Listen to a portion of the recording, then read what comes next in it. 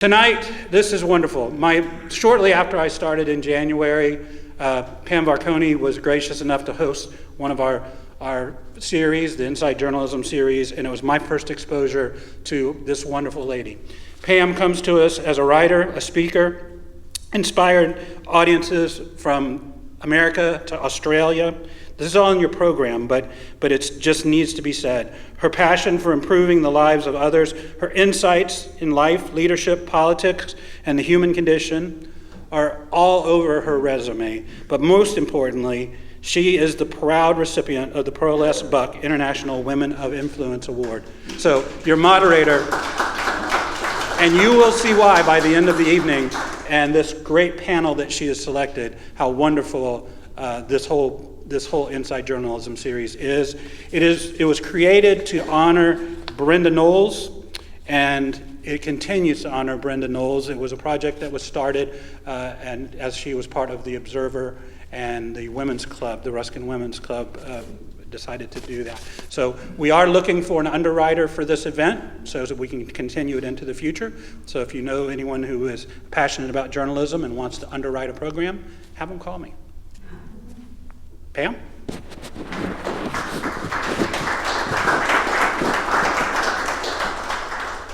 All right. Okay. Good evening, everyone. Thank you very much for coming tonight. I know that coming out in the time of COVID takes a certain amount of spunk, as they used to say, and we appreciate you being here.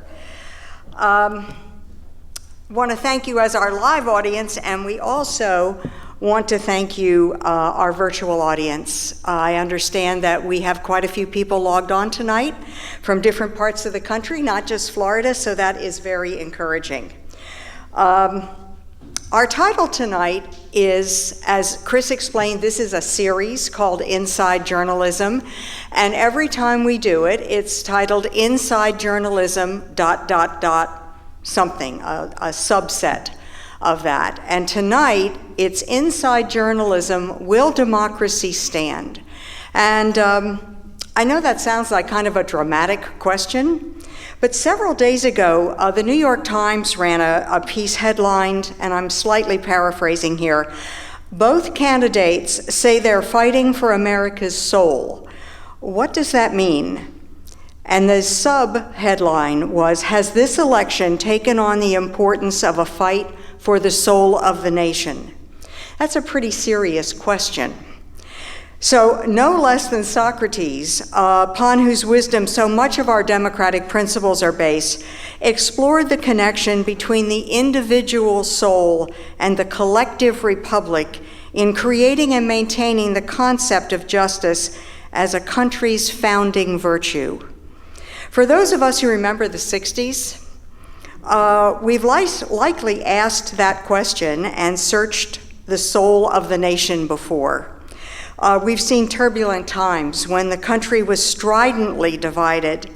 I remember watching part of Los Angeles burn to the ground. I remember seeing college students at the other end of a National Guard rifle and wondering if we would ever come together again. And we did. We healed those wounds and went on to become even more prosperous and even more of a world leader. Amid these lofty questions of the soul, the argument could be made that this election has become more about personality and morality than about policy or ideology. Solid policy discussions seem to be in the background, yet it is policy and ideology upon which this country will rise or fall for the coming 4 years. As one longtime political observer said to me when I considered dipping my own toe in the political pool, just make sure the water and the sewer lines stay open and the potholes are filled. An oversimplification, to be sure, but wise words that are at the core of what we expect from our government. Keep us safe, keep the economy stable, and keep the lights on. So in the midst of all that is swirling around us, the Firehouse Cultural Center is very pleased to provide this opportunity for an open discussion of the issues, policies, and personalities surrounding this election. We will begin with a moderated conversation with our panel for approximately 50 minutes, and we will then switch over to an open mic Q&A from the audience. I would like to begin by introducing our panel. We are very pleased to have this panel with us tonight, especially less than 2 weeks out from an election, because they are all involved in one way or another. Barry Edwards, a political consultant and strategist and former finance and trustee director of the Florida Democratic Party. He is also a veteran of several high-profile statewide races, working for both the Florida House and Senate Victory Caucus.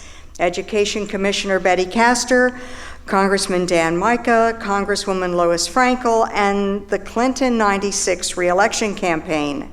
Barry is a frequent lecturer and has taught applied politics and issue advocacy in universities across the country. He has accrued extensive policy experience as an aide to Senator Gene Malkin, who wrote the first Clean Air Indoor Act and Florida's first Right to Know law, both of which became legislative models across the country. Rob Lorai is the well-known host and managing editor of PBS station WEDU's Florida This Week, Tampa Bay's longest-running primetime public affairs program.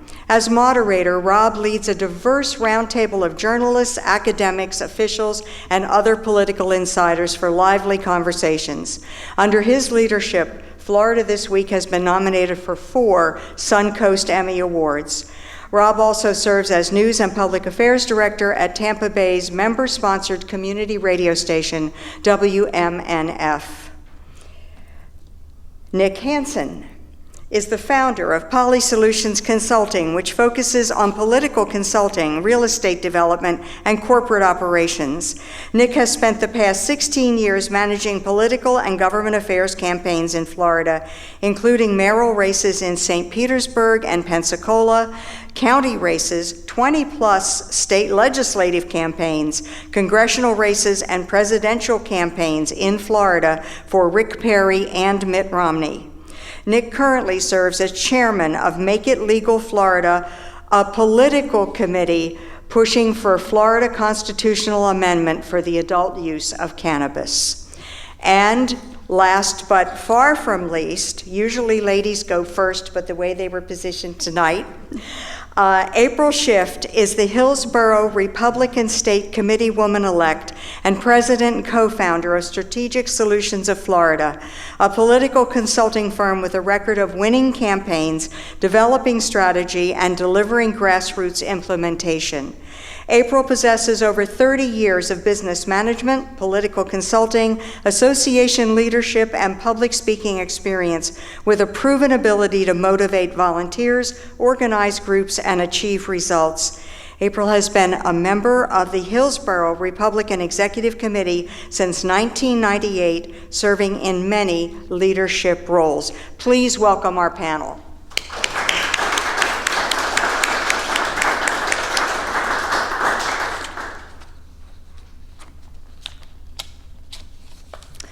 I want to begin by asking each of you to tell us, when you heard the title of tonight's program, Will Democracy Stand? What was your first thought, and how would you answer that question? April, we're going to start with you since you were introduced last. Thank you very much, Pam, and thanks for having us here tonight.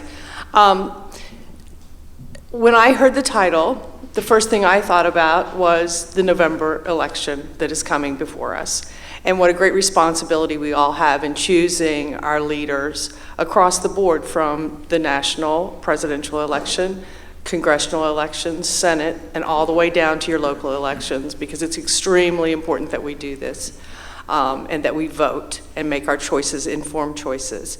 I think that this election, more so than any in the past, because of the extenuating circumstances of the COVID pandemic, what drove the economy down in a nosedive when we all went into seclusion in March to preserve lives, has created an atmosphere that we haven't seen in a presidential election in a long time, between the peaceful protesters, the organized riots, the looting, the canvassing. And I think that the choices that we make in November are going to have a profound effect on what this country looks like going forward.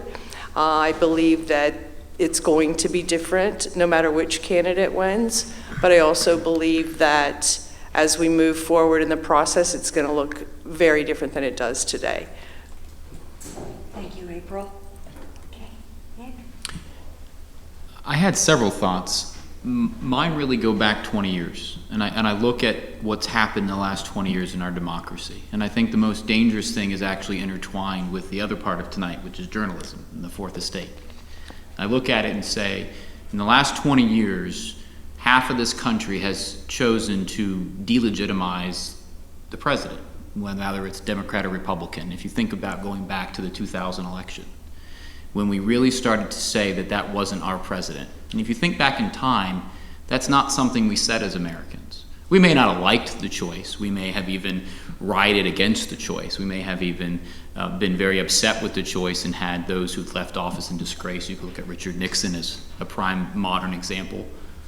But we didn't delegitimize the vote. We didn't say that person didn't win. It wasn't fair. And when we look back to the 2000 contested election, and we look back to Barack Obama's historic 2008 election, and we look to Donald Trump's 2016 surprise election, there's a commonality that was said by half of the country, which is, that's not my president. And every subsequent election since then has been sort of rooted in this delegitimizing of the president, of the party in power. And I think that's toxic and corrosive for our democracy and our republic. We can have disagreements, we can have vehement, polarizing disagreements. But when we start to say that the vote doesn't mean anything, and that our vote isn't sacred, and that it doesn't count, or the 24 hours after the ballot box closes, we can run to the streets and claim delegitimizing somebody, I think it's corrosive. And I think it doesn't serve our republic well. And then I thought about what you said about journalism, and I thought, that's probably the most powerful tool we have in this country to right that wrong and to bring people back together. And quite frankly, both parties on all sides have chosen a way to demonize the media, to use it to their gain, to manipulate and cajole, which has always been a part of America. You go back to muckraking and yellow journalism, this is not new. But it's gotten to a level now where it's all consuming. It's always in front of us. It never stops. And when our lives, when our elections become so consequential in our lives, I actually have said this in the last couple of years, I wish our elections were less consequential in our lives. Because the things that bind us as a republic and as a democracy and as Americans, we have become further and further away from those bedrock cornerstone principles that bind us. We can disagree on policy, but we've forgotten what made us who we are as a group. And so when I think about what the topic, can we save this democracy, and how journalism sort of intertwines with that, I actually think the cure, or maybe the vaccine for what we see in this country, is a healthy Fourth Estate that probably has some things to work on its own, but that we in this society should be able to gather that information more clearly, but also be able to talk to each other and feel like our voices are heard. But I really go back to, are we going to really believe whoever wins this election in 2 weeks is our president? Can we stand up as a nation united and say, whether it's Donald Trump or Vice President Biden, that that's our president? And I've yet to hear us say that as a country, really, truly, since 2000. And I'm praying, that's my prayer. No matter who wins, that we as Americans can say, that's our president, at least for the next 4 years. Rob?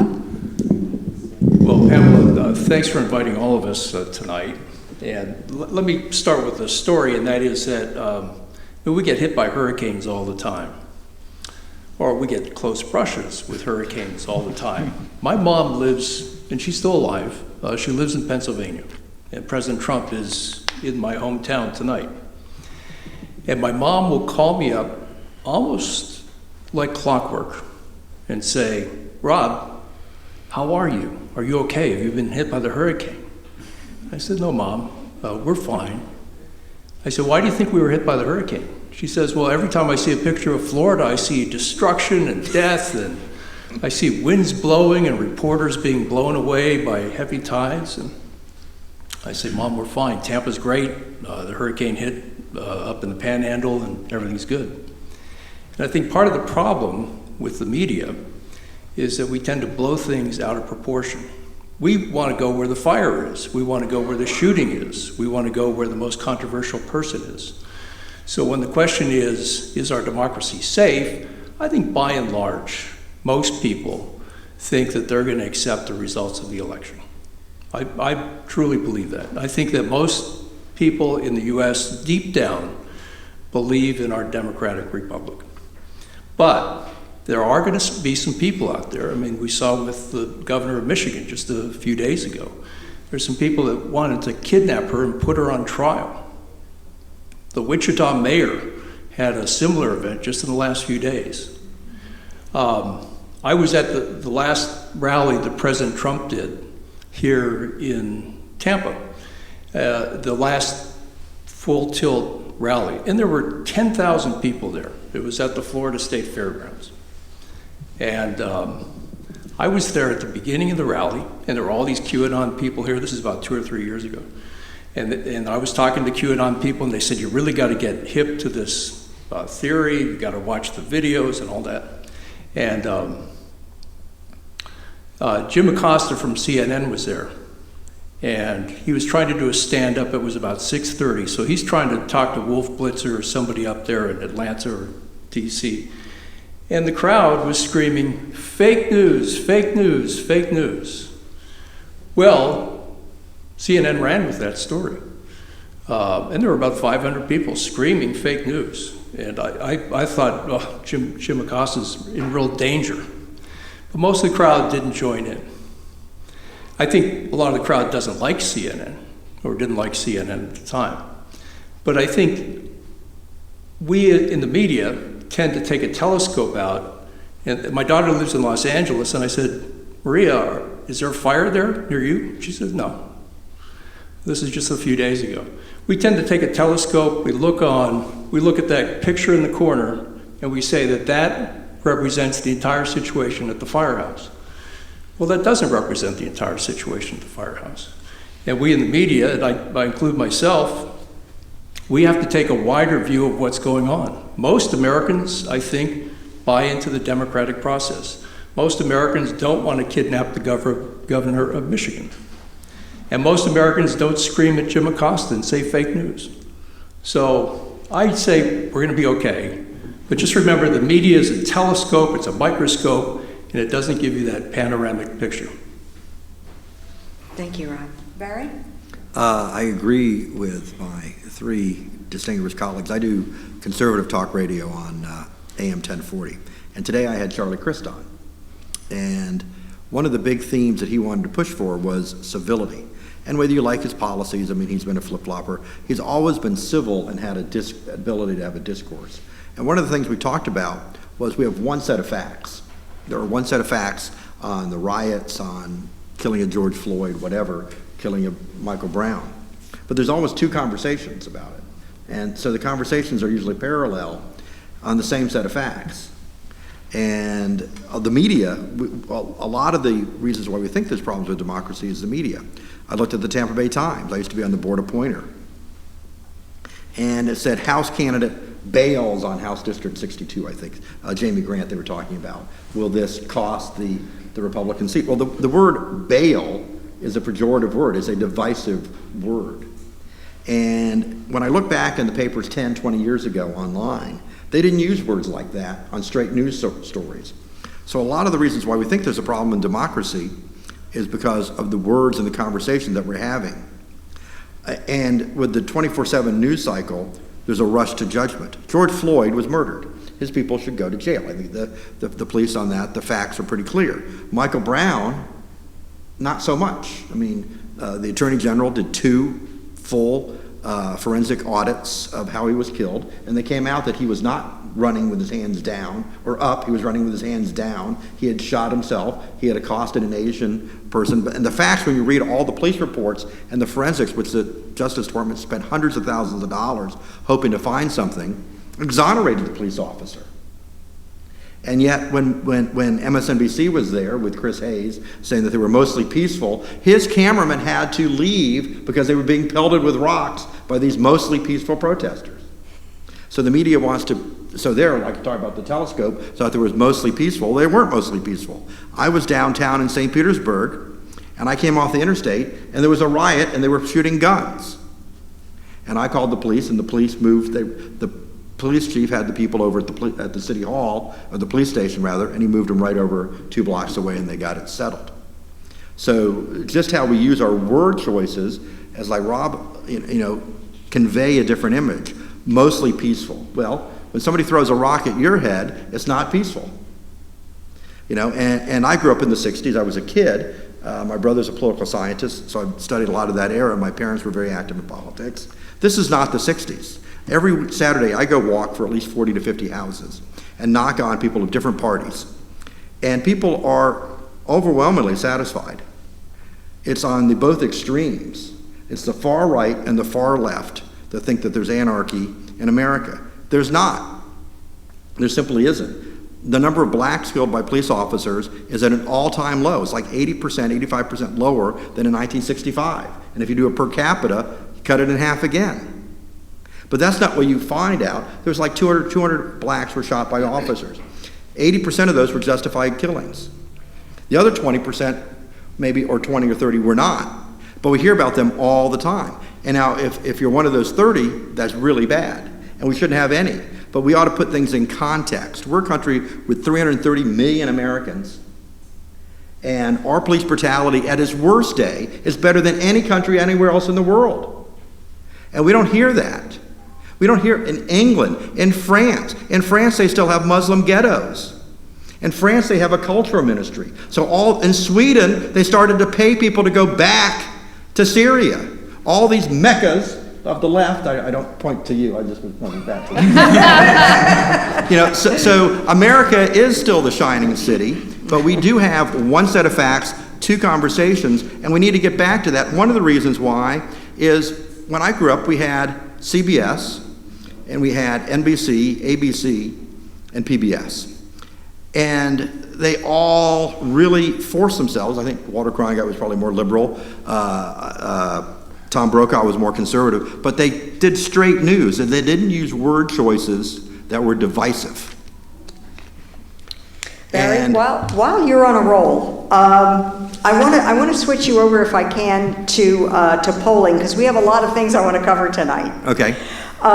Because both you and Nick, particularly during our pre-show interviews, said that you thought polling was really important as it pertained to how people perceive the election and how people are thinking about the candidates, and maybe even will affect the turnout. So let's segue into polling and why you think it's kind of all over the place and why you think it's important for people to understand the difference between it. So can you give me 2 minutes on polling? Sure. And then we'll let somebody else talk about it. So when you see a poll, you need to ask who did it, who paid for it, and is a sample based on history. The New York Times in 2018, after the election, said, boy, pollsters, that what I do, that took the last elections and averaged the last 1 or 2, were far more accurate than people that modeled. Bill Clinton always talked about looking at history.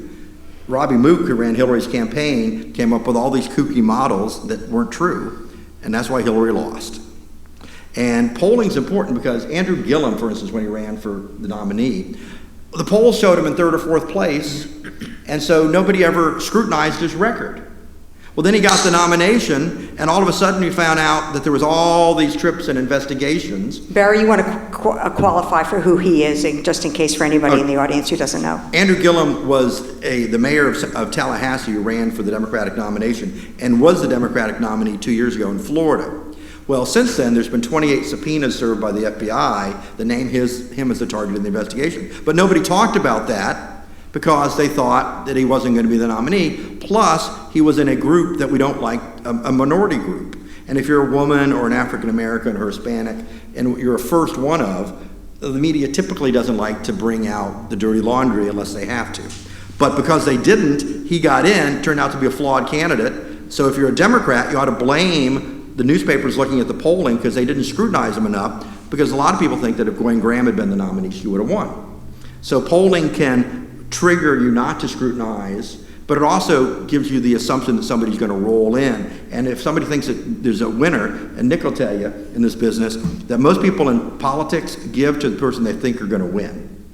Not who they really like, but who they think is going to win. So polling can have a lot of nefarious problems if it's not done properly. I think it's called buying access. Nick? What I would say about polling is, first, it's a tool. It's an instrument by which to understand voter moods and what messages persuade you. As a political consultant, we use polling not as a horse race. I don't care what the spread is between the D and the R. I don't care what the top of the ticket says when I'm 6 months out from an election or 6 weeks out from an election. What I care about is, what do you care about? The questions I'm probing and asking, there's a very common misconception that these are push polls, and we ask you questions like, would you be more or less likely to vote for Barry Edwards if you knew that he didn't like cats, right? And, which I know Barry loves cats. But my point is, we ask those questions because then that develops how we message to you. Have you ever wondered why we're so good at getting you upset towards the end of an election? It's because we've polled you many, many times, and we've market researched you. And we've followed you online. We know what pushes your buttons, and we're going to spend the money by which to push those buttons to get you into the voting booth for our person. And so when you look at the polls, I think you need to look at them in two very specific ways. One are the public polls that are sort of telling us where we think people are if the vote was today. I would say that those are useful, but not really instructive. And then there are the polls that folks like us use where we ask those questions, and if you drill down into them, they start to, with the crosstab, they start to illuminate where the electorate is at. What do they care about? Are they better off than you were 4 years ago? And I think to tie this into the election today, we're at a very unique place in our history. We have top lines saying to us, my training tells me Joe Biden should win the presidency. Why? Because the polls tell me that he should, right? But the polls told me that Hillary Clinton should have won in 2016. Are they the same? No, they're not. What do we know that's happening today that wasn't happening 4 years ago? And is anything different happening? We have this thing in our minds as humans and as voters to think that the moment in time we exist is the moment in time that will exist 2 weeks from now, 10 days from now, 5 weeks from now, whenever voting happens. But something happens as the deadline approaches. We start to shuffle in our choices, and that's where those questions deep down in that poll start to matriculate up. Because what you say today about who you may vote for changes as the decision point becomes real. And think about in your own life, non-political, as you've made a choice about, I'm going to go save $25,000 this year. By January 1, I'm going to do it. And you get to that point and you go, well, I sort of want to take that cruise instead. You start to rationalize. We know what those questions are. And they're going to start messing you. I want you to do something for me the next 2 weeks. I want you to pay attention to the political ads. I know you want to shut them off and run away from them and throw your phone into the water and throw your TV into the lake and all those things. But pay attention to those closing messages, because those are the messages that they believe very strongly are going to be the ones that you give your pretext over to want to vote a certain way, whether for Donald Trump or local candidate, whatever it may be. Those are really, really important. I know we're going to talk about polling in the general election now, later, about the sort of the top lines, what I think it is. But in terms of how you should look at pollings is this. It's a great in the wind for the moment in time that you are. But unless you get down into the questions they're asking and really see where people feel about their pocketbook issues or social issues or any of those issues, they're not incredibly helpful for us as Americans to understand where the candidates are going to go. Because they're not making decisions based upon are they 5 points up or 5 points down. They're making decisions about how you feel about all sorts of really important questions. And those are going to be the very important questions that they're going to talk about as you get into your decision point. Because until now, it's all academic until you are close to the point where you're going to make the decision. It's sort of just hitting a moving target all the time. Because we know you as voters are always sort of doing this. And just think about the last 4 years. my good friend Senator Brandis says, things tend to happen slowly and then all at once. And that's what you can see happen in the last couple of elections in a polarized electorate. They happen slowly and then all at once. Rob or April, do you want to address polling or importance of it? Well, could I see a show of hands of everybody in this room who has not made up their mind about the presidential election? Are you willing? Who's willing to admit that they're an undecided? Anybody in here undecided? No, not one single person. This would be what I call response bias, because we are in a very specific group here. But yeah, go. Rob makes a good point. Yeah, but I do think the polls are very tight right now. If I could, can I say that at this point? One of the most interesting phenomenon on my TV show the last few weeks has been when I get my Republican panel members on, I always ask them, are your members, the members of your party, telling the pollsters the truth? And they say no. They say either they're refusing to answer the poll, or when they answer the poll, they don't answer how they truly feel in their heart. And I think that was part of what went on in 2016 at the presidential level. I'm not talking about down ballot. Sure. And there are Republican analysts in this state who would tell you that there's a high number of refusals by Republicans who, when they get that call from a pollster, they say, no, I'm not going to take part. And part of this goes back to the media, because I think that Republicans who support the president think the media includes not just radio and TV like myself or newspapers. They think the media includes pollsters, because that's part of the establishment. So I think pollsters have a really tough time. The way I judge a poll, going back to what Barry said, I want to make sure it's likely voters. I want to make sure that the margin of error is small. If you see a margin of error of 5%, that's way too big. And you want to see a lot of people ask the polling question. So asking 300 people is not a lot of people for any race, even for a mayoral race. You want to see a healthy number. You want to see 800, 1,000, 2,000 people. And if you see a poll, and I've seen polls here in Florida by universities, and I won't name them, but there's a university in South Florida and there's a university in Jacksonville, and they'll poll 400 people and then send out their polling numbers and say, this is how Florida's going to vote. No, that's not how Florida's going to vote when you've only talked to 400 people. So I'm very skeptical of whether or not the pollsters have solved the refusal problem. I have to agree with pretty much everything that all three of you have said, and you're exactly right. The Republicans are not answering the pollsters' questions, and if they are answering the questions, they are intentionally misleading them, and I know they are doing that. Polling has become less and less reliable as the American public realizes that it's intrusive. I also think that from what I've seen in this presidential election, the Trump supporters, particularly the moderate Republicans that are supporting Trump, are not going to admit it, and they're not calling the silent majority because they're not on the list, because they haven't been voting long enough. So they're not making it to the top of that when we do our targeting for our polling.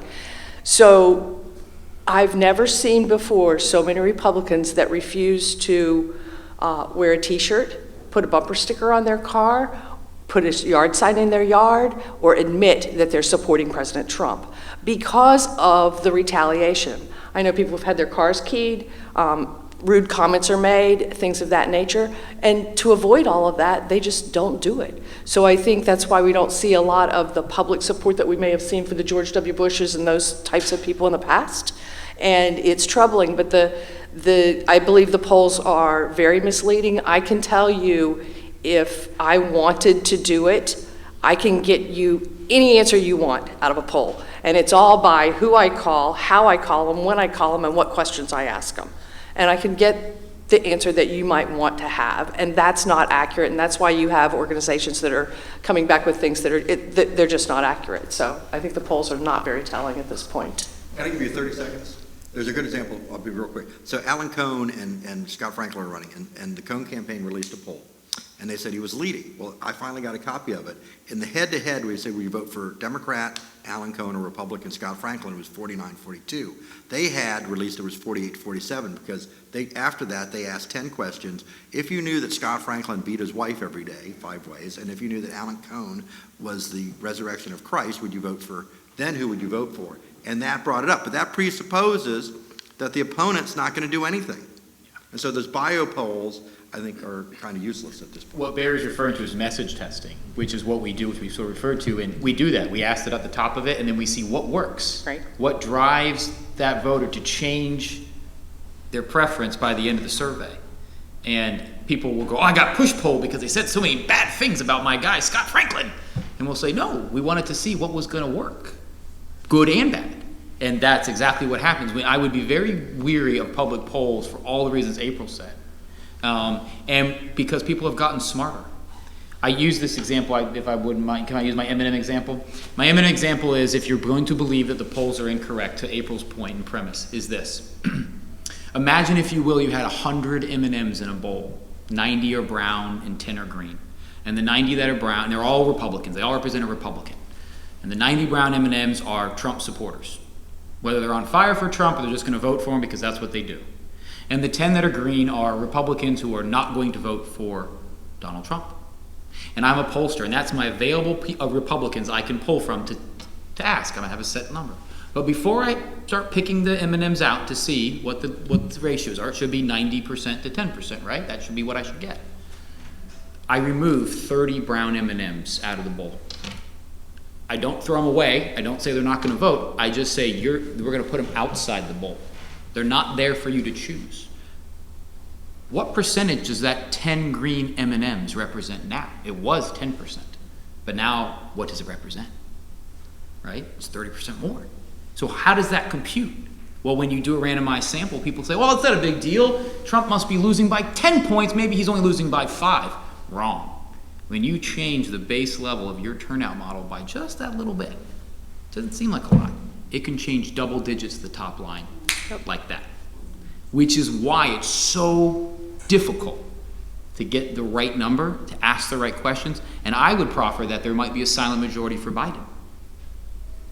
It's not set in stone that a silent majority only exists for Donald Trump. That's true. I think if you're going to be intellectually honest and consistent with yourself, you have to acknowledge that there could be just as easily a silent majority the other way, that don't want to say anything for all sorts of reasons. Maybe it's Republicans who don't want their Republican friends to know they're voting for Joe Biden. And I think that's an important thing. It's an important distinction that we, on the right of center, sort of always think that we're always the persecuted ones. We're always the ones undercounted. We're always the ones never heard from. That may not always be the case. And I think this is going to be an election where there are going to be significant surprises in very specific areas that we have not yet understood how to capture in a traditional poll. So I think we should be very, very leery of that, as people, as April pointed out very astutely, have become much wiser to how polls are used, who's calling them, and for what reasons. I had an interesting conversation with someone the other day, and they were a Trump supporter. And they said, oh, look, Trump, these people are all going to come out. He's pulling 10,000 people at a rally. You know, Joe Biden's having trouble getting 250 out. And it's just, they're all going to show up, and it's going to be wonderful. But I made the point that everyone that I know that's voting for Biden, they don't go to rallies in T-shirts wearing red hats. They are they're quiet. They stay home. They vote. It's an entirely different voter that's voting for Biden when you compare to the Trump voter who is so enthusiastic they go to a rally. So I agree. I think there could very well be a silent majority for Biden that is not getting counted and is not part of what we're seeing above the surface. We've had such an intense discussion about a couple of subjects. I want to make sure that I cover a few things that I think are really important here before we have to switch over to our Q&A, and that is the fact that we have We have some very important issues on the ballot. We're talking about the presidential election, we're talking about national politics, but I do want to talk about some of the issues that are going to be on the ballot. We have some really important referendums on the ballot, including a $15 minimum wage and whether we're going to become an open primary state. And those are there's actually other important questions. Those were, I thought, two extremely important to the general public. So let's have a discussion about that $15 minimum wage, and then if we have time, we'll go to open primary. April, you want to kick that off? What do you think about a $15 minimum wage? People are going to get to vote on whether we should have a $15 minimum wage. In Florida, it's going to be on your ballot. That would be amendment number 2, and it is set up so that the $15 minimum wage phases in. It starts with $1 in 2021, and then it works its way up to $15. It also has some other things in there. And I think that on the surface, it sounds great. Wouldn't it be great if everybody started working at $15 an hour and that's what they were going to make all the time? The problem with it is that it's not good for business, it's not good for the economy, and business cannot sustain a $15 minimum wage. Minimum wages were meant for entry-level jobs into the workplace. Most people who enter at a minimum wage work their way up to a higher wage.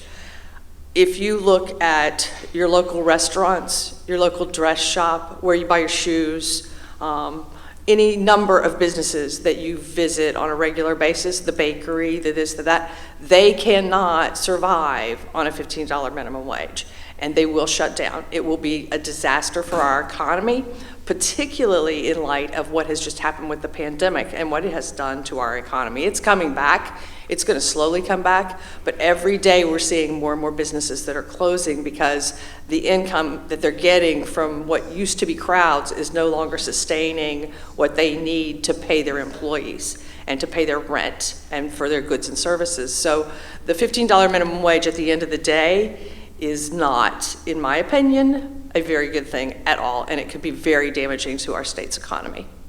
Nick? I think the minimum wage is yet another, we don't have a free market society. We have pretty close, but we have government intervention all the time. We regulate things for safety. We regulate things for fairness, whatever we decide that is. Minimum wage, as April pointed out, was never a minimum wage job was supposed to be an entry-level job. It was never intended to be something to be a livable wage. You hear that a lot now. We sort of we redefine terms all the time now. We just sort of, well, it should be a livable wage. My first job was cleaning racquetball courts and exercise equipment at 14 years old on my birthday. You know, it was my first day in the job. I turned 14 years old, scrubbing racquetball courts and cleaning exercise equipment in a gym. That's what I did. You know, that I took a bus, got there, got paid, I think, $10 an hour, $9 an hour, whatever it was back then, because nobody else wanted to clean junky stuff. But capital goes where it's treated best. And look no further than when those who have capital, when they decide that labor is too expensive, what do? They put machines in. They change hours. They cut down their delivery, they cut down their dining room and up their takeout. They do all sorts of things to make money. They're going to find a way around it. Capital will find a way around minimum wage. What that means is less jobs. It absolutely will happen. I have been fortunate enough to sign paychecks to employ people. I've employed hundreds of people. I've employed 2 people. And I can tell you right now, as somebody where I have to look and make the payroll, and there's been weeks where I didn't take my distribution because I wanted to make sure my people, because it's hard to find good work. Anybody who's hired somebody knows that process is awful. I just hired a brand new receptionist after one I had for 2 years just left. And it's tough because she was great. And I had to go through all the resumes and do all the things, and I had to offer a competitive wage. And I wanted somebody whose skills were up. But at the end of the day, don't kid yourself. You can vote for a $15 minimum wage. Why not 20? Why not 25? Why not 30? Because at the end of the day, business will find a way to make money. And if that means less labor, it will be less labor. And the industries that cannot possibly go without less labor will cease to exist. There will be new industries. There will be new products. But don't ever kid yourself.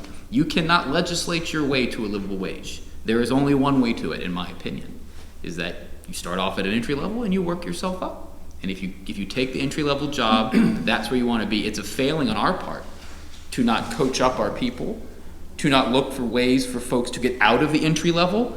But what are we saying to people to say, well, that could be a livable wage if you wanted to work at McDonald's the rest of your life, and nothing against anybody working at McDonald's and working their way up. But that was never intended to be a livable wage. It was never intended to be a career. What are we saying to our youth? What are we saying to Americans when we say that is the job that you can be in forever? Because we'll just keep raising it legislatively. Do they not want more? Can we not offer more? And I think that's where we need to look inward and say, we've lost sight of what these jobs really mean for people.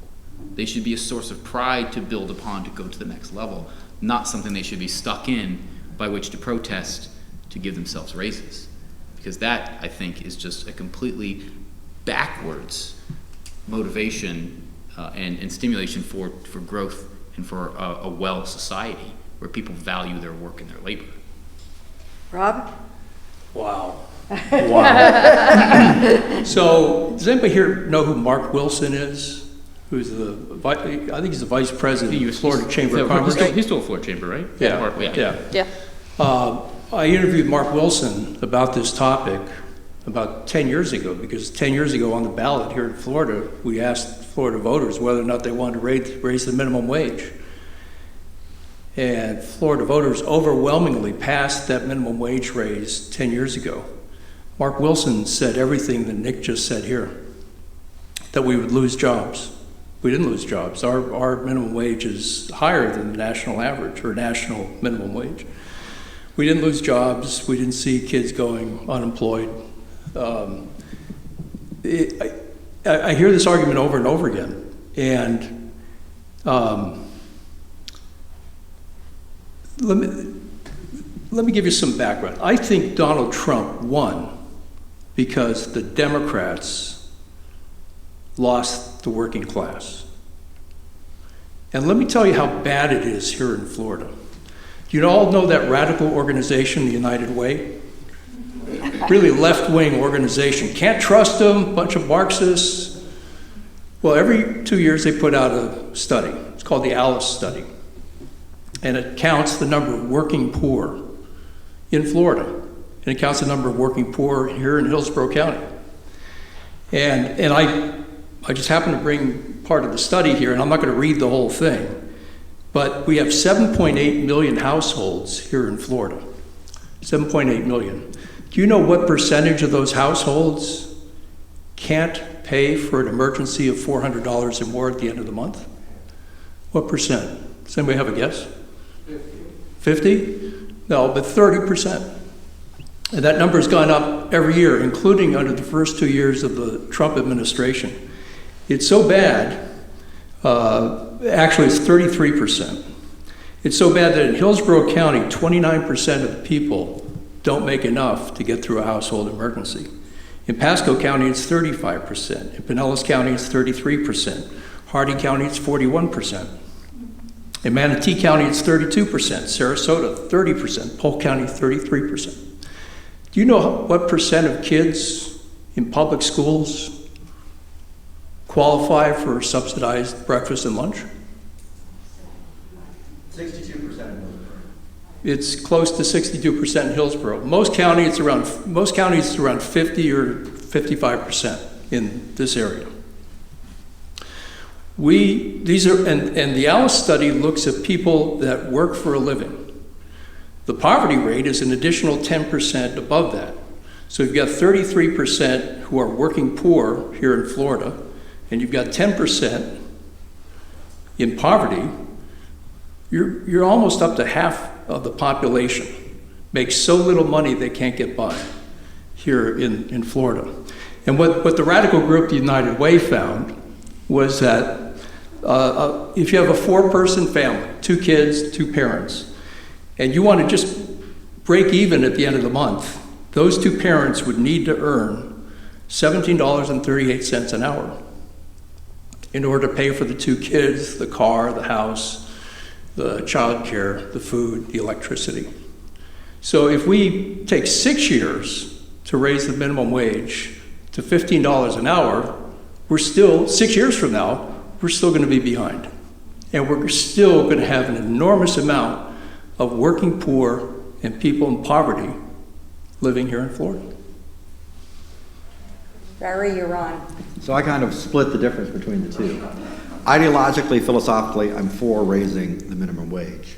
However, I think that my two friends on the right here are correct. I supported the minimum wage. In fact, I argued with Mr. Hansen's partner when it was 10 years ago. It was a smaller initial raise, and I didn't think that we'd have inflation. I didn't think we'd have job loss. This is a much larger raise. This is a 50% increase in a short period of time where we have zero inflation. I mean, we have 1.5%, 2% inflation. So it's a much larger raise. We have seen a loss of summer jobs because of this. So we haven't seen unemployment because we become more efficient overall. But the summer jobs that kids used to have, that Nick's kids are going to be coming into the system, don't exist anymore because of increased wages. And automation. I met with Blake Casper a couple years ago. And if you go to McDonald's, where they had the big protest in the shooting, I think where they caught the serial killer, McDonald's parking lots are a place to hang out for a lot of people, I guess. He eliminated a couple dozen employees by adding kiosks where you go make your order. Now, I like to talk to people. I used to go to the 4th Street and 38th Avenue McDonald's, and the same woman waited on her, and at Christmas I would bring her a big Godiva chocolate package. She doesn't work there anymore. They eliminated all those people. They have 3 or 4 people taking orders, and we do them on an automated, and it changed the whole ambiance of going to McDonald's. So automation is a threat that we didn't have 10 years ago. Large corporations already have the minimum wage. Amazon pays at least $15 an hour to everybody because we have a labor shortage in America. And whether it's all due to Donald Trump or whatever, but we had more people enter the workforce the last 4 years than we've had in 40 years. We had the lowest unemployment rate in 50 years. These are facts. Now, why, is all the president to do it? Probably not. And he was given factually a strong economy that was growing, albeit not as fast as it did under him. But he also stimulated it with the tax cut. So Amazon pays that because there's a shortage of labor. We had canvassing at Casa Biden this last weekend in Tampa, which is the big place where the Democrats go out for Joe Biden. We couldn't pay $15 an hour. We paid $18. You know how many people we had show up at $18 an hour to canvass when it's 82 degrees and 50% humidity in the fall in Florida? We had 2 high school kids. I didn't know what to do. Yeah. I mean, they were 17. It's terrible. Barry and I, we go through this. How many races have we done together or been on opposite sides? It's unreal. You can't pay people $20 an hour to knock on doors or make phone calls. And I was shocked because I didn't know what to do with 2 17-year-olds. Because, I was worried that, something might happen to them. They're probably more capable of handling themselves than I am. But other people, they just wouldn't even come out for $18 an hour. And that's a problem of affluence. And I haven't had that problem because I have been able to hire walkers and phone callers, but I'm hitting the college students really heavy. So yeah, they're taking it. I will say, and Rob made great points, and I appreciate you doing that because I think it's more nuanced than no raising the minimum wage. And I think my ultimate supposition is that I think capital finds a way, and hopefully that finds its way to labor, but it takes a lot of retooling. The problem is, you have a society right now whose standard of living, even at the poverty level, is so drastically different. It is not to make light of people living in poverty. Trust me when I tell you that I have had the privilege to be able to serve and to grow up what I would say fairly humble as the youngest of 3 in a split household with my mom working 3 jobs. And I can tell you that you don't know when you're sort of working poor until you're not working poor. When I married my wife, who had a lot more money than I did, I said, what do you mean you had cable? I didn't have cable until I was 17 years old. I had a non-working TV on top of a working TV, and we used tinfoil to get 4 channels, and that's what I did. And I didn't know any different, and it helped me. But I think that story is probably not the same for lots of folks who come here who may be first generation from South America or Central America. It may not be the same story for somebody, who doesn't have a 2-parent household. I could go on my soapbox forever, but I will say this. When you look at people, what they are willing to do for the money you will pay, it blows me away that there is such a lack of appreciation for a real wage, even when you're offering above minimum wage, $20, $18 an hour, because there is in this society, as there has always been, but it has grown, this complacency, this entitlement, this, well, what do you mean I have to do that work? Well, these are part-time These are part-time, but even this is full-time. not a career. This is No, a but part-time full-time job. job, no, I would make the argument, I mean, I just got done interviewing 20 people for a position that starting pay is $15 an hour for a full-time position at a desk where you get to watch television when you're not answering phones. Okay, I feel like I should jump in. Just No, but I think the working poor is different. Well, I think well, Rob, and I'm gonna bolster it. Rob, I think- you're going to have to jump in quickly because Okay, we're I'm going to going have to to wrap say it that the up. government, there's a better way to do this, and we always look at either ors. I think that Florida should expand, you know, the Republicans, I think, are lacking in that if we say we support the working poor, then we ought to support the working poor. If somebody's working 40 hours a week, we ought to have an opportunity for them to have basic health care. We should expand Medicaid. So people right now, either you get Medicaid if you don't work, or you get to do Obamacare. If you do work, you make over 30-some thousand. But there's that donut. We should fill that donut, and I think that would help a lot to help take pressure off people that are working. But also, we could do the earned income credit. And because it's like what Nick said, the small businesses that can't automate. The Tampa Bay Times, for God's sake, came out against Amendment 2 because they can't automate. They don't pay their staff that much. They would have to lay people off. So I turn it over to Rob. No, I'll pass, unless people really want to hear it. Okay, so real quickly, during this same debate where Mark Wilson is going around the state from the Chamber of Commerce arguing against the $1 increase in the minimum wage 10 years ago, Stephen Greenhouse, the labor reporter for the New York Times, went over to Denmark and he came to Tampa. And in Tampa, he met a guy that worked at the Burger King, and he also worked at the McDonald's. And the guy had 2 kids. So the guy was paid whatever the minimum wage was 10 years ago, and he had to take the bus. And he had 2 shifts. He had a 4-hour shift at the McDonald's, and he had a 4-hour shift at the Burger King. And this is how he put his work schedule together. He had no car. He had no child care that he could afford. Occasionally he had enough money that he could pay a daycare place, but most of the time he left the kids with a relative. And this guy was paid whatever, I'm guessing it was probably $7 or $6 an hour. Stephen Greenhouse found this in Tampa. This guy was destitute, completely destitute. So Greenhouse goes over to Denmark. And he goes to the Burger King in Denmark. And he goes to the McDonald's in Denmark, where the Big Mac costs 50 cents more in Denmark, and this is 10 years ago. So, okay, 50 cents is a lot of money. The guy had $20 an hour wage. He had a vacation. He had health care. He had a pension plan. And he was planning to get out of this work because he didn't want to. He was in his early 20s.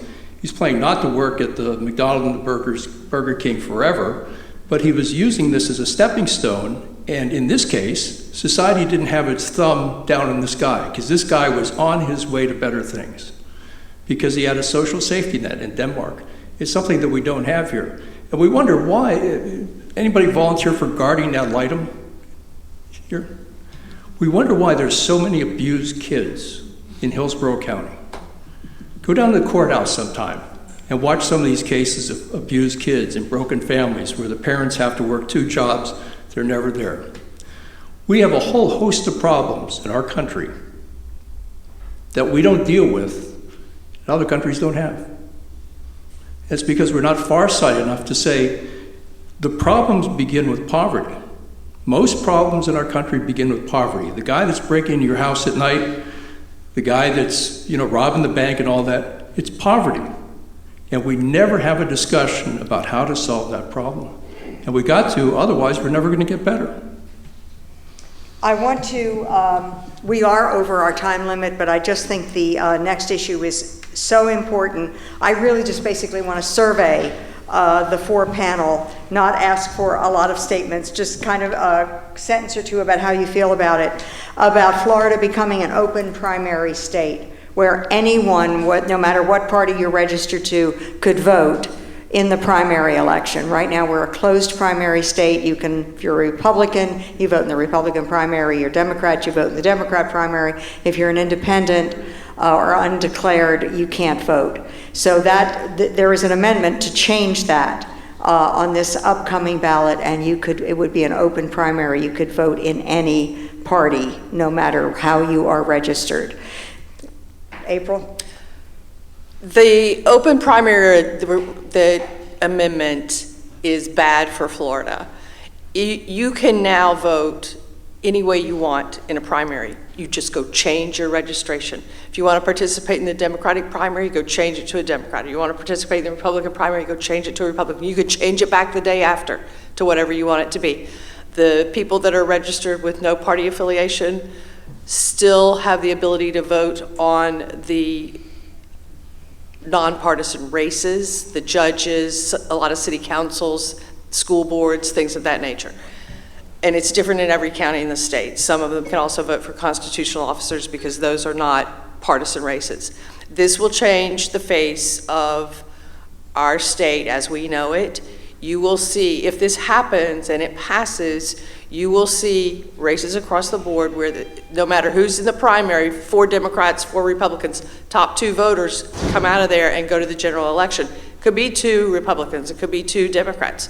The purpose of the primary to begin with in the state of Florida is for the political party to choose their nominee to run for election in the general election. So if you want to participate in that, you just have to change your registration and carry on.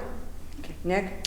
I'm against them reflexively just because of my background, but I'm also, I think it leaves a lot open. You look at other states, there's a lot of gamesmanship that goes on in these, what they call them jungle primaries, open primaries, where you sort of game the system. And then what functionally ends up happening is typically the most conservative and the most liberal tend to be the 1 and 2 that come out of the primary. And how does that happen? Well, they get a bunch of patsies to run Republicans and a bunch of patsies to run Democrats, and they siphon off votes and they play all these games. You see it happening in Georgia right now. It's just gamesmanship, and I think the intent is well.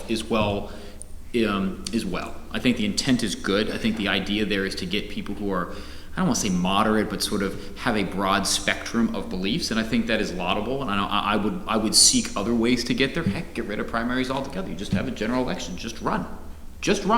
There is no nominee. If you're really going to go to that point, that's what you're effectively saying.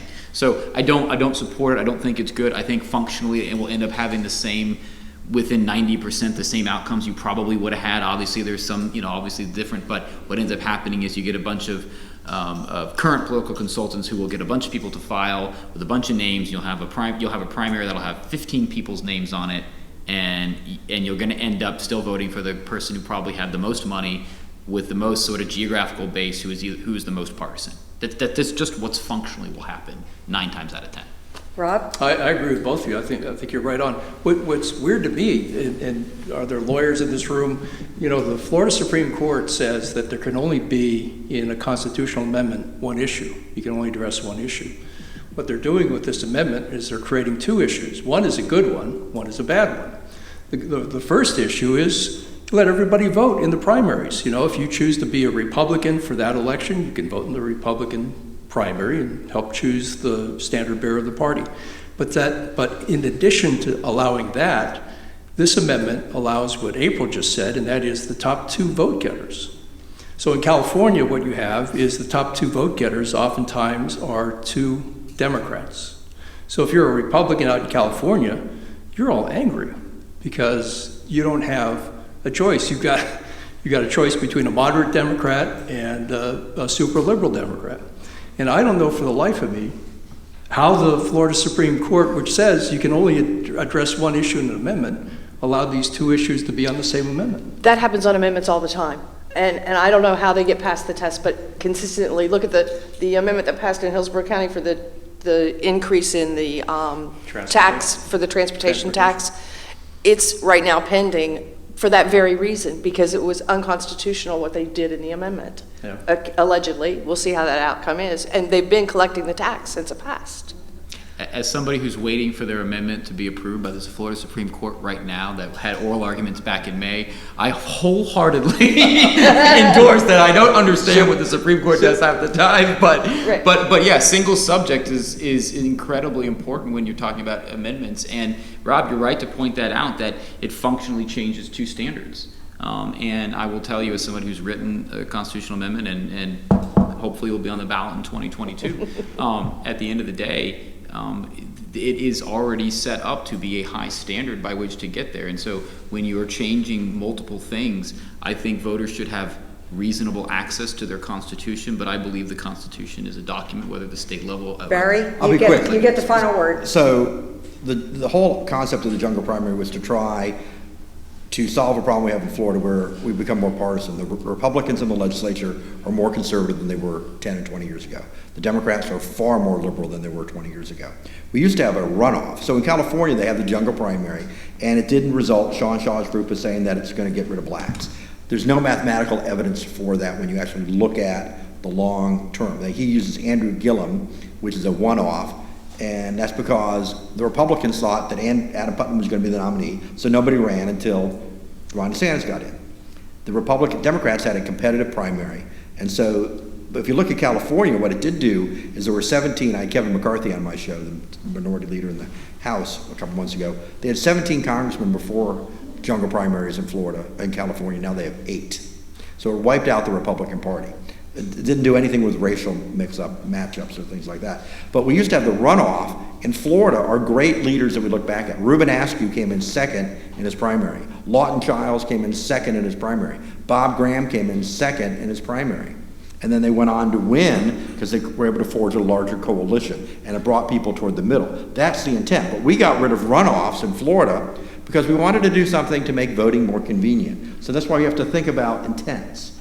Number one, the Republicans thought Florida's a center-right state, so if you had to default between a loony righty and a loony lefty, you go with a loony righty, which is what happened. But the runoff was the first Tuesday in October, the primary the first Tuesday in September, and then the general the first Tuesday in November. But by expanding mail voting to make it no excuse mail voting, you now get your ballot, 49 days out? You can't have a runoff. So all this convenience, we want all these rights as voters, but we gave up the right to have people that really represented the core of the middle because we want to be able to take 2 months. As I say on my radio show, I don't want you to go to the grocery store and be squeezing the cantaloupe while you're voting. I think we need to have some responsibility and some time spent to support democracy. That's my comments. I endorse that. That is a wonderful way to wrap up this segment. I do want to thank you all for a very insightful conversation. We are now going to open the floor for audience Q&A. And I want to say that we do have an expectation of a polite and civil discourse. I have done this several times here. Did I hear somebody laughing? We have done this multiple times here, and I have moderated multiple times, and we have never had anything but a very polite, civil, respectful audience, and we have no reason to expect that that will not continue. So we are going to open the floors. Beth, how are we going to do it? People are going to come back to you.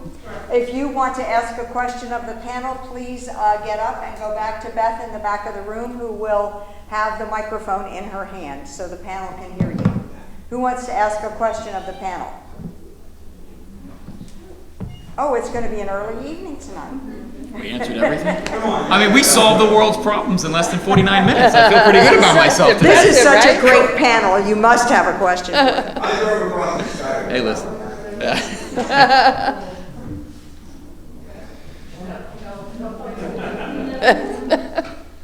First of all, thank you very much for a very interesting discussion, and you all made some very, very good points, and it's been very insightful. My question, it's not really a question. In my conversations with friends, can you hold up just a little bit higher? We often talk about why people are voting for Trump or why they're voting for Biden, and it's a question of socialism. They say we don't want our country to become a socialist country. I think they're confusing socialism with communism, and they don't really know what socialism means. And I wondered how you felt about it and whether you thought the media should maybe focus on it a little bit and clear up the confusion. Thank you very much. Okay, who wants to start with that? I'll start. I think that the big problem for Democrats, and I just saw polls in South Florida, is you're right. There is a confusion between communism and socialism. The communism would be the authoritarian part or totalitarian part like we're seeing in China. But the socialism part is the Democratic Party has a very loud vocal group. The Bernie people, I hope if you're Bernie people, I like Bernie people, and the Alexander Ocasio people. But they say things like, the chief economic advisor for Bernie Sanders said 4 years ago when he ran the first time that the economic model of the future was Venezuela. And he liked Hugo Chavez. He said it. It's a fact. So he's either got to disown that guy and fire him, or when you go down to South Florida, I did predictions for the Tampa Bay Times a year out, the last Senate race. Everything was within 1.5 points of what it should be because the districts are gerrymandered. Except for in Miami, Manny Diaz got 7.5% more of the vote because the Hispanics that were first generation or second generation, non-Puerto Rican Hispanics from the Caribbean or South and Central America overwhelmingly voted for the Republican because they fled places like Venezuela. So the media needs to clear that, but also the Democratic nominees need to say, you're out of the mainstream, Bernie. You're out of the mainstream, Alexander Ocasio. And that's not Barry Edwards saying that. We have Nancy Pelosi, who I've been to her house with Jeannie Malkin and Betty Castor in 1984, the Democratic Convention when I was a kid that was like Nick's age. She said on 60 Minutes that the squad was irrelevant. She said there's 4 of them. Why do we talk about them? They're irrelevant. They have no power in our caucus.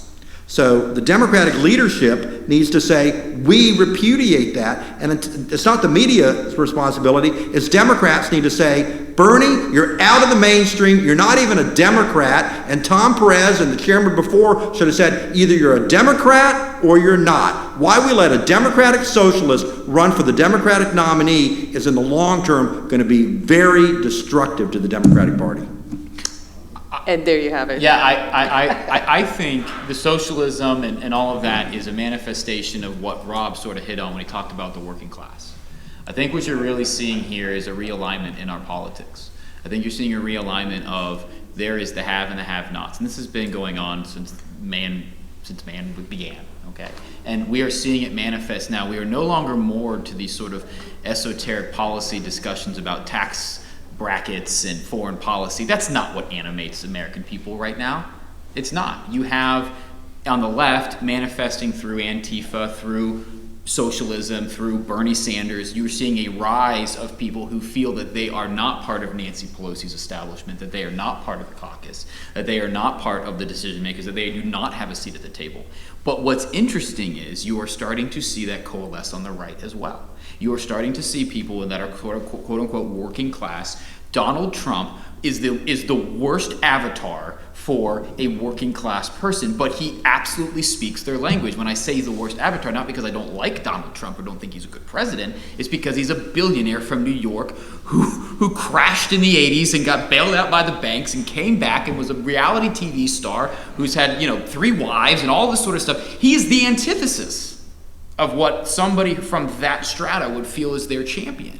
But think about how thirsty you must be to make that person your champion.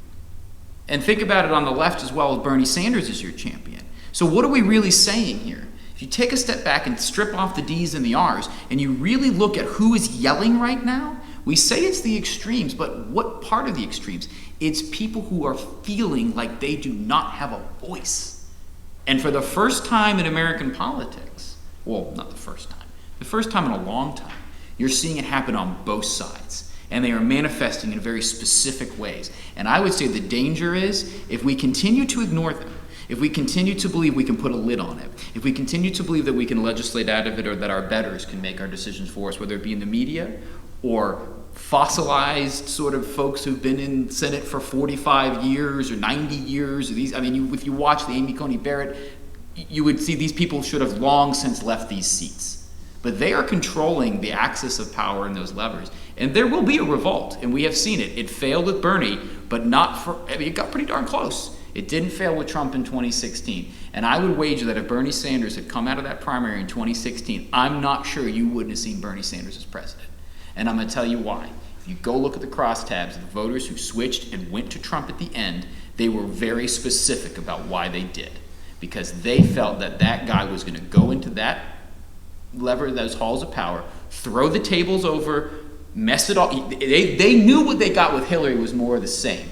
But they knew with Donald Trump, I'm willing to bet on black just this one time. I'm going to roll the dice because I feel that's a better shot for me to break through with him. I don't know if that carries today, 4 years later with a record, but I'm telling you right now, if you want to sound smart to your friends, just keep your eye on those two groups as we move forward over the next 4 years. If Joe Biden, if he's president, has to acknowledge those groups, and that is the motivating factor for those people on the right to vote right now, is they're saying, Joe Biden's not president, AOC is president, the Democratic National Committee is president, the left is the president, and I think that's what scares people on the right. So I really feel like we are heading for a realignment in both of our parties, and you're already seeing it happen right now. But I'm just not sure if it's the end of the continuum or the beginning with this election. Partially, I don't disagree with what's been said already, but to your question, I firmly believe, having written message to voters for over 20 years, most people don't understand the difference, okay? So it's more of a misunderstanding of what's the difference between socialism and communism, plus they both sound bad. If you look at the news, you see in any of those types of countries where they're living a life that's nothing compared to what we have. So if either one of those are taking us to that result, I think it scares people. And that fear is being instilled into voters to try to affect how they vote. There's no question about that. So I agree a lot with what Nick said. I think this goes back to the telescope. So if you figure there's 535 members of Congress, and you've got the squad, and you've got Bernie Sanders, that's less than 1% of the Congress. Yet Barry got all worked up about Bernie and the squad. If you talk to Kathy Castor, if you talk to Charlie Crist, who are the two local Democrats, they're really moderate. Castor has rejected the Green New Deal. Neither one supports single payer. But keep in mind this word socialism attacking Democrats is not new. So if you go back to FDR, when he instituted minimum wage Social Security and spoke out loud about health care for all, he was called a traitor to his class, communist, socialist. This is the 1940s. Harry Truman wanted health care for all. He was called a traitor to his class. I can show you the soundbite from John Kennedy, where he said he wants Medicare for all, single payer for all. He didn't say it starts at 65. He said, I want Medicare for all.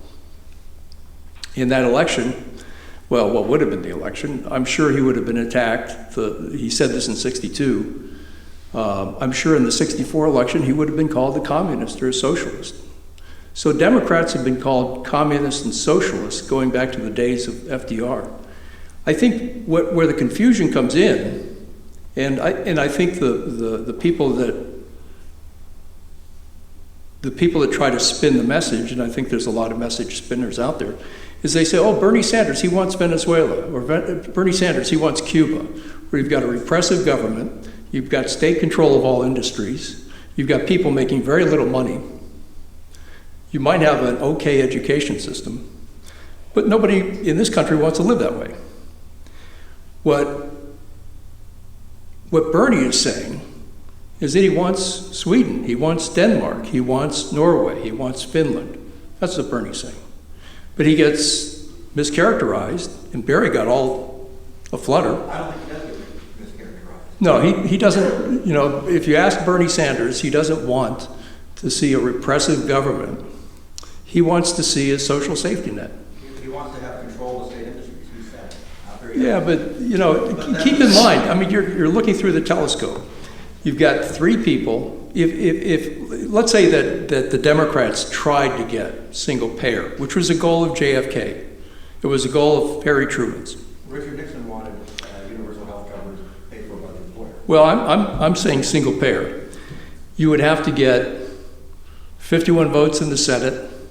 You'd have to get a majority of votes in the House. You'd have to get the president to sign it.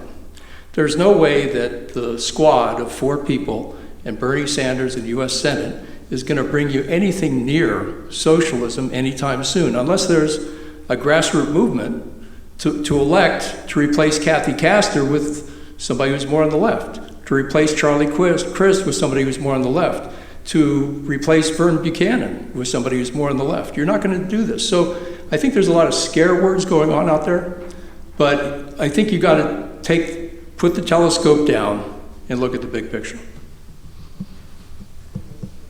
All right. Next question. I'm sorry. It's not so much a question, but I'd just like to mention that this evening, just before I left the house, I was actually polled on the phone, asking me so many questions, and it was quite interesting to have been polled and then come here and all of you talking about polling. So as I said, that was quite interesting. And I'd like to make some comments about the various comments made here tonight. And you'll forgive me, I'm not so good with names, but the gentleman from PBS, yes, I'm sorry, I've forgotten your name. Rob. I would have to agree with you that poverty is probably the most important issue we face here in America. I taught school for over 30 years, and the biggest issue we always had, and it was in Miami, was poverty. And you could see that in the face of the children as they came to school every day, and you could see it after school as well because of the lack of interchange between perhaps the more perhaps between those who were not at that line of poverty and those that were not. There was little interchange. And I'd like to also bring up the question of racism, which was not discussed here tonight at all. And I think that racism has a big issue, a big place in this election. And it's one of the many reasons that I have chosen my own candidate is racism. And I think that it's a very big issue here in America and something we all need to face. And regarding the increase in wages, we forget that as wages increase, so do salaries increase. My first job was in Columbus, Georgia. I earned $1,500. If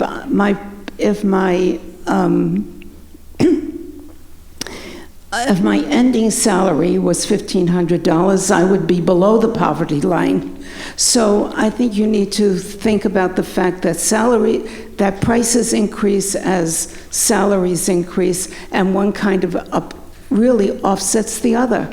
So that you might have a higher salary, but you're paying more for goods and supplies. And I guess that's it. Can I say something about, Rob, I want to say when you brought up poverty, and this is my soapbox. I'm a father of 5, and one of 6. Yeah, God bless you. And so you know what I go through. I got to miss bedtime tonight, which I usually don't like to do, but I'm okay. I was home all day. So I get often asked by candidates and clients, oh, why don't you run? Wouldn't you run one day? I said, nope, never gonna do it. I said, but if I did, I'd run on a single platform. I would say, if you elect me, I will do everything in my power constitutionally to have 2-parent households. I will incentivize through taxes, through every way, shape, or form. I don't care if it's same sex. I don't care if it's husband and wife. I don't care. Because if you look at every study from every group, from left, right, center, is if you have 2 parents in the household, your issues with poverty, with abuse, with drug addiction, with criminality, all of these things, education, they just fall off you. And I think it's the one place. Forget about the religious overtones. As a Christian conservative, I can tell you I could talk till I'm blue in the face about my faith, but I will join hand in hand with anybody on the left that wants to talk that jive with me and say, if we can put 2 parents in that house, or 2 adults with any foundation, I don't care if their IQs are 160 or 100. I want 2 humans who care about another human to raise that child. And if you can do that, if your focus is that family, I was raised by my mother and father, although they split, they were wonderful people. My dad was very instrumental in my life, and my grandparents were incredibly instrumental in my life. I moved my family across the county to be close to my in-laws so that my kids could have the experience I had, because I was raised by those adults who cared and loved me. A mentor, a teacher can change your life. I think if we want to talk about the things that we can do in this country, it's not going to be another government program. It's not going to be another tax increase. You want the best bang for your buck? The best bang for your buck?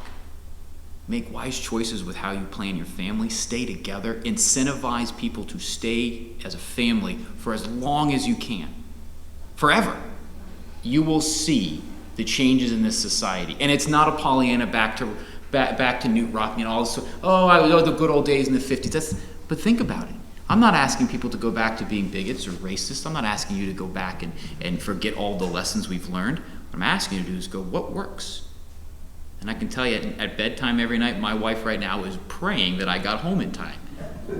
And why is that different for everything else in our lives? Picking up and dropping kids to school. You talked about the gentleman who had to take the bus to and from who had 2 kids. I will guarantee you, and my business partner, God bless him, does calls for St. Vincent de Paul's and doesn't tell anybody. He does. Been doing them for 10 years, okay?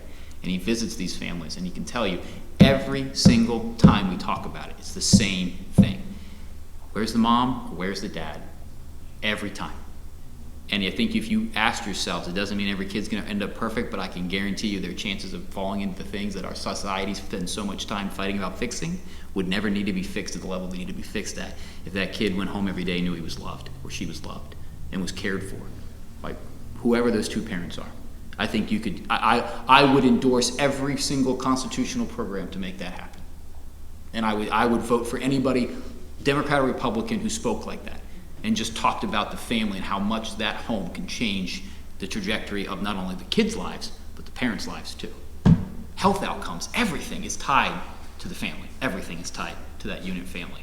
And I think that's the socialism, the scary left thing we hear about, this breaking down of the nuclear family and how do whatever you want, have how many kids, do whatever I think that is a dangerous, and if we can all speak in one voice to say that is a dangerous rhetoric for our policy in America. Because all we're going to do is spend the rest of our lives working to throw money and elections at each other to try to fix a problem that really just requires us to love each other again and to have a family for kids. And I don't care what kind of family it is, just make sure there's adults there. Make sure that they care and love that kid. That could change everything. To put it in statistical, in the Tampa Bay Times won a Pulitzer for an article about the 5 failure factories. And the 5 failure factories are in my hometown of St. Petersburg. And I got them to write a little additional piece. I got to compare the prices. The best elementary school in Pinellas County is Palm Harbor Elementary, $6,500 per student. The 5 worst elementary schools in the state of Florida, $11,500 per student.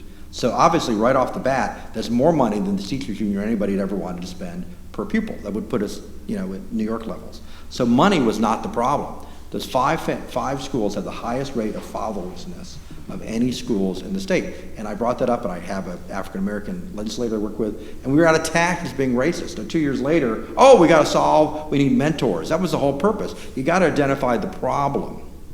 Highest rate of fatherlessness, and they weren't all African-Americans, they were Hispanics and whites, but they had no fathers. They were all single-parent homes. We were spending almost twice as much money per kid, and we were getting the worst results of any elementary schools in the state of Florida. So you can't spend your way out of this. You've got to have a foundation, and you got to look at families and get the community involved if you're going to fix these problems. Okay. So Barry, what do you do if the father leaves? Well, that's as a community, first of all, there's incentive. Yeah. We've had positions and I think that Bill Moyers, I was on a panel with him in DC once, and he'll admit they had programs that incentivized the split up of families, where if their father wasn't there, they got more money. And so that created problems with fatherlessness. But if we know that there's a problem with fatherlessness or single parents, then what Britt Baker did when he was mayor is he got adopted schools and he got businesses to come in and provide mentors. Right. And we know with Big Brothers Big Sisters, if you have an hour and a half per week with one of these kids, Change their life. it can change their life. Yes. We're talking about monumentally fact-based Pew studies, Harvard studies, liberal studies, conservative. An hour and a half for somebody like you and me to go sit with this kid and tell him that there's a better life and tell him how to provide structure. Model it Things for like them. You're modeling. I taught 7th grade geography in Tyrone Middle for a year, okay, which is a Title I school. When I got out of college, I was 22 years old. It was my second teaching job. I was the only college graduate those kids knew. And those kids were told the only measure of success was a 4-year degree. And for some, it would be and could be. But think about that. That's no different than if you've never seen the ocean and you walked up to it and somebody said, go for a swim. You look at that person like they were crazy. That is no different than telling a 12-year-old, you're going to go to college someday. No, they're not. No, they're not. Not without a lot of intervention, to Rob's point. They're not. And we get away from this. And this is a social conversation, but wherever there is money, there will be fraud and waste. It doesn't matter if it's in tax cheats with billion-dollar companies or welfare. Wherever there is money, there will be fraud and waste. Book it. And it's no different than we incentivized the breakup of the family through welfare. Does that mean everybody on welfare is committed to that desire? Absolutely not. It exists as a social safety net for the vast majority of people. It should absolutely be there. But it absolutely does incentivize a perverse nature to have children out of wedlock. It absolutely does. Every study shows it. We know it to be the case. Okay, but the welfare system is one of the things in this country that needs to be totally repaired. Right. Because not only does it do that, it has become, because there have been no limits for so long, that's the family business. We need to take these people and help them and give them a hand up and lift them out and put them to work and make them have the ethics and the pride and the morals that they need to have, because they get up and they go to work every day and they pay their bills and they take care of their children and they raise their children and they love their children because they become successful. When we just keep giving them money and food and housing and more, and the bigger the family gets, the more we give them, we're encouraging this behavior. We came up with completely and totally. a program. Senator Rasan, who represents this area, and I did 50-50-50 his first year in office. We got 50 jobs for 50 kids and 50 mentors. And we met with all of them. And some of these, it was their first job, the summer job. Some, I remember 2 kids who got fired, and I thought, what a bad experience. And they told me it was the best experience in their life. They worked at the Rays games, and they liked the Rays. Well, they didn't want to sell. They were supposed to sell cotton candy and They want to cookies. watch the game. But they got fired. And they said that for the first time they learned accountability and responsibility. We don't fail anymore. And it changed their whole outlook on life. And none of those kids got arrested. Look, we don't even win baseball and football games anymore. How are we going to fail? Yeah, and I Okay, we don't get want to. participation trophies. What is with that? I want to say this. I had a great professor, and I'm sorry, Sam. I had a great professor, and he was a doctor of education at the University of Florida. I majored in him, is what my advisor said. You're majoring in Shankman. I said, no kidding, he's wonderful. And he said this. He used this example. He said, back when I was here as a student at the University of Florida, if you cheated or got caught cheating, your name went on a board. There was no tribunal. There was no hearing. If it was proved that you had cheated, you were shamed and you left college. That would never happen today. Never. Do I want people to be shamed? No. But do I think an ounce of shame is sometimes good when we mess up? Yeah. Absolutely. My business partner and best friend committed a white-collar crime and spent 18 months in prison. Paid his dues. I never would have stuck by him if he hadn't admitted to it, copped to it, came clean, served his sentence, never tried to get out of it, took his lumps, went there, served his time, humbled himself, rebuilt his life. Does that happen for everybody? Is it like that story all the time? No. But it starts small. It starts small. We're never going to break this cycle. We're never going to do it unless we start small and start realizing that it's okay to fail. Shame is not a terrible thing because we also have grace in this country. Because people love the story of the comeback. So I think that if we focus that as Americans more on the small things, all this big stuff that we worry about and we fight about starts to take care of itself. Yeah, but, it's as if we're the only country in the world. It's as if there's no lessons to be learned from any other country. You know, I was trying to do an Annie Hall moment where I could find the numbers on welfare and family breakup, and that's why I was looking at my phone. I couldn't find it. He was looking at the Rays score, don't let him lie to you. But remember where Annie Hall, that they're arguing about movies and communication, Woody Allen and Annie are arguing, and then Woody reaches behind the pillar, and there's a guy who pretends he knows all about Marshall McLuhan in front of them, and Woody pulls Marshall McLuhan out from behind a pillar and says, "Talk to this guy." And Marshall McLuhan said to the guy who was arguing about communications, "You don't have a clue about what I'm telling you about." So I was hoping to get that moment here, and I didn't. But there are ways that other countries have solved the problems that we think about. So do you remember when Jeff Daniels did the TV show a few years ago about news reporting? And he had that opening statement. He was in a class and kids were saying that America's number one. And Daniels went through a list of things where the US is not number one. Other countries have figured out how to solve these very problems. And I'm not saying the family's not important. I agree 100%. I'll top Nick. I came from a family of 10 kids, and I'm the oldest. And I think family is important, and I love my family. But not everybody has the benefit of that experience. If you go to other countries that are smart and developed, they have better education outcomes, they have less child poverty, they have longer longevity, they have better health care for seniors, they outlive us, they have safer streets, they have less crime, because Nick talks about not wanting to pay taxes. If you pay a few more taxes and you target that money towards solving the social problems. Does everybody know about the F-35 bomber? You know about this? The F-35 bomber is this new bomber that we're building and we're testing out right now in the Panhandle. It doesn't fly in thunderstorms. It costs about $750. It costs about $750 million per plane. We talk about welfare. Some of the wealthiest people in this country are military contractors who get these contracts to build things that we don't really need. President Trump wants to build more aircraft carriers. We don't even have the young people to staff the current carriers that we have. We don't have the staff. He wants to build more submarines.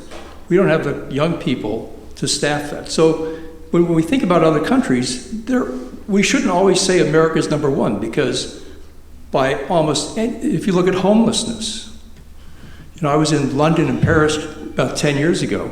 I didn't see homeless people. Now, how can London, a big city, how can Paris, a big city, solve the homeless problem? We've got a homeless problem right here. Driving here on the corner, 2 miles from here, there was a guy panhandling. So I think that we shouldn't be so sure of ourselves that we've solved every problem or we've got answers to every problem.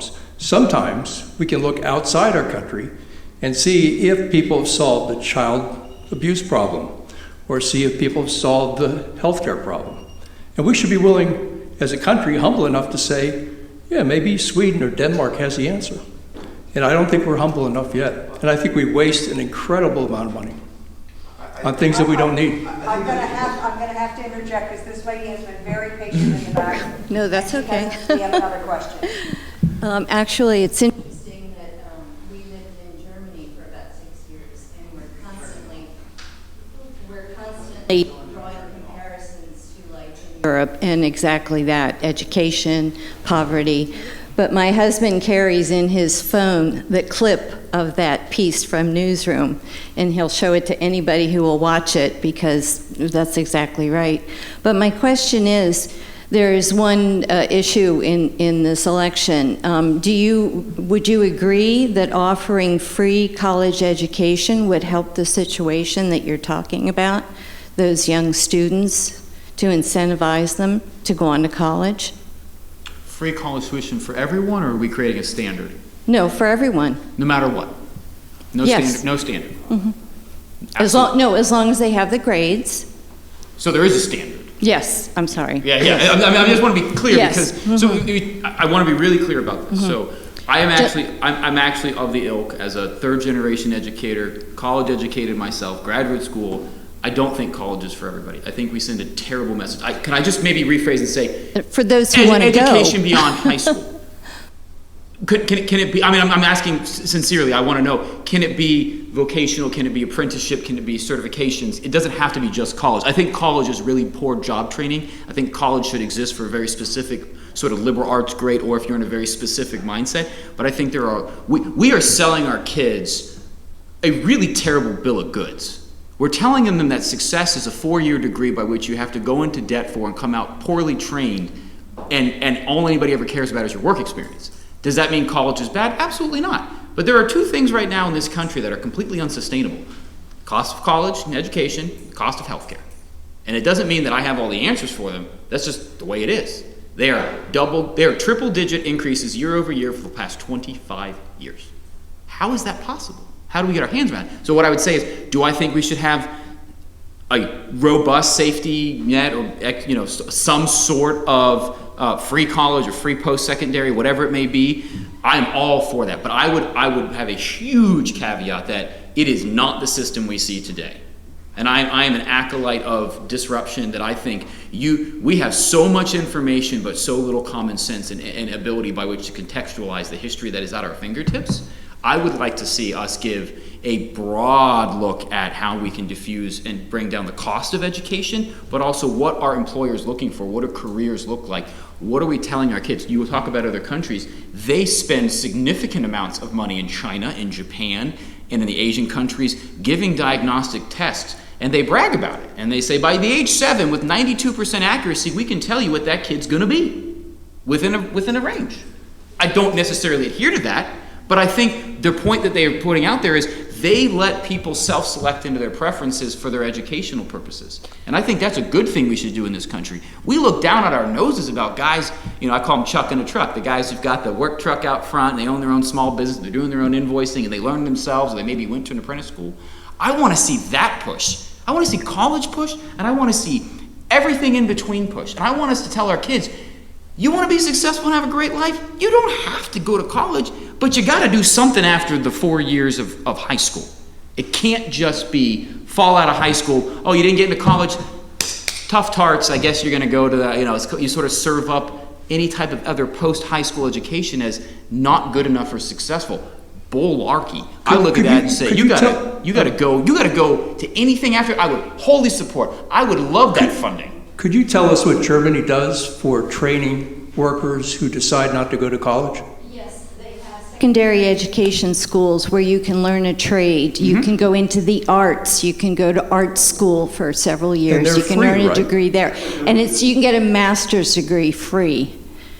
But what you were mentioning, though, is yes, maybe college isn't for everybody, but those people that don't go to college, are they going to be earning $15 an hour and making a living wage?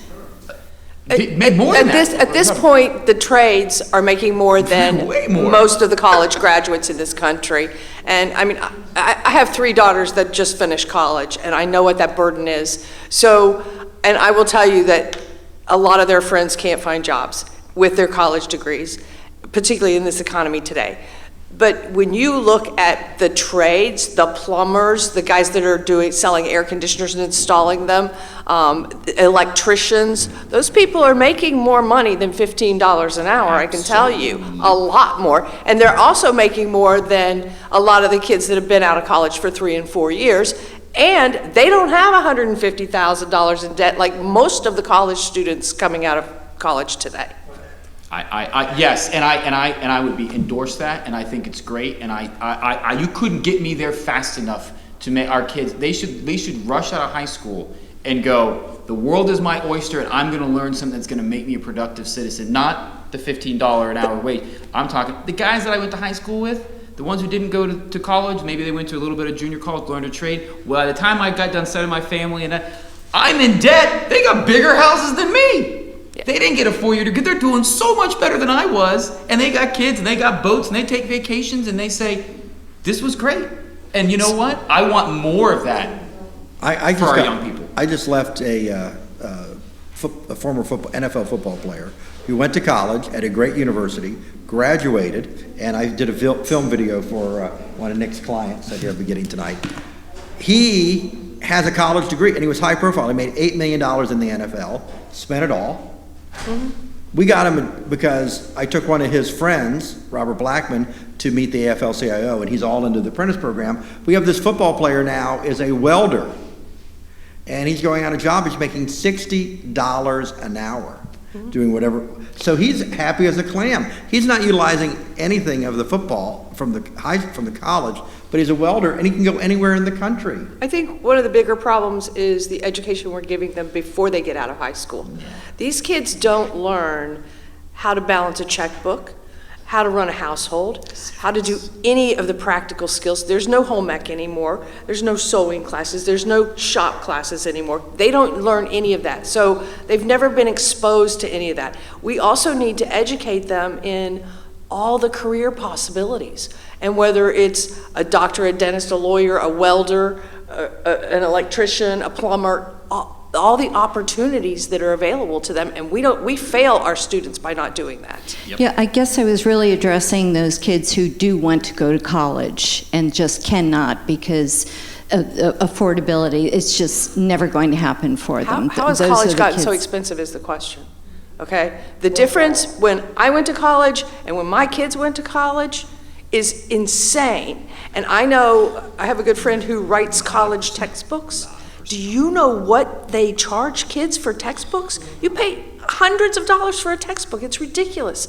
And I said to her one day, why are they so flippin' expensive? She said, it's the pictures.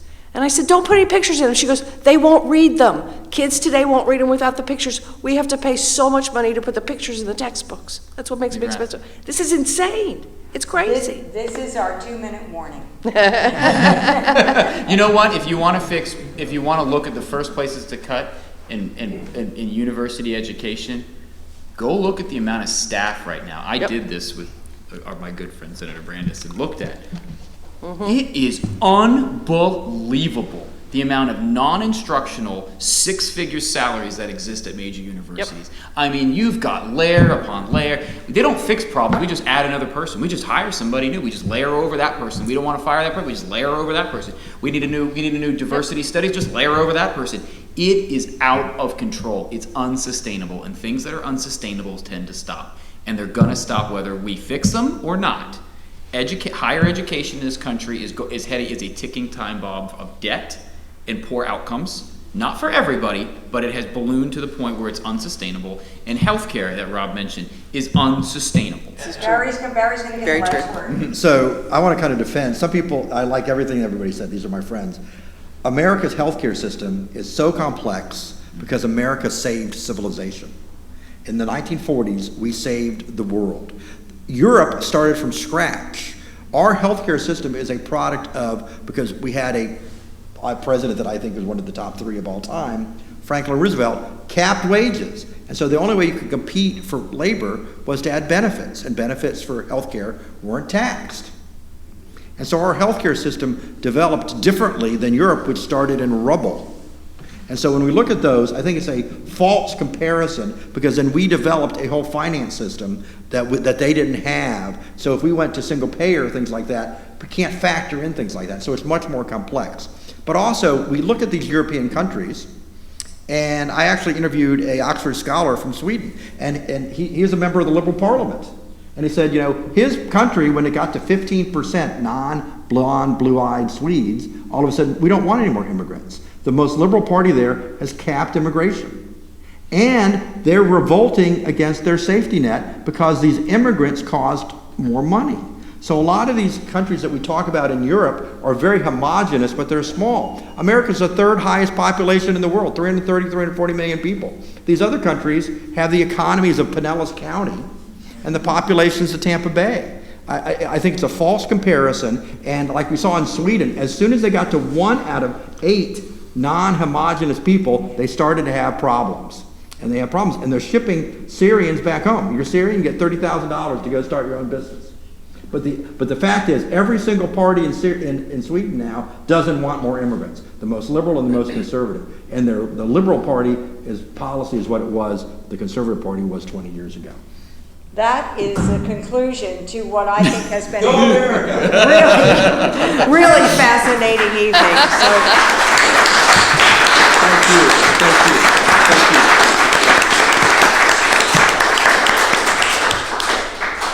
so that does conclude our program. Many thanks to this really wonderful panel. I have done a lot of moderating in my day, and this was a fabulous panel. Barry Edwards, Rob Laurie, April Schiff, and Nick Hansen. And thank you to the audience who came out tonight. It was very brave of you, and we really appreciated you being here. Great questions. And thank you very much to our audience that has been with us virtually from around the country. If you enjoyed this evening, I hope you'll consider leaving a little something in the donation fireman's boot at the back table as you leave. And thank you all very much. We look forward to seeing you again, and please go vote. Drive safe.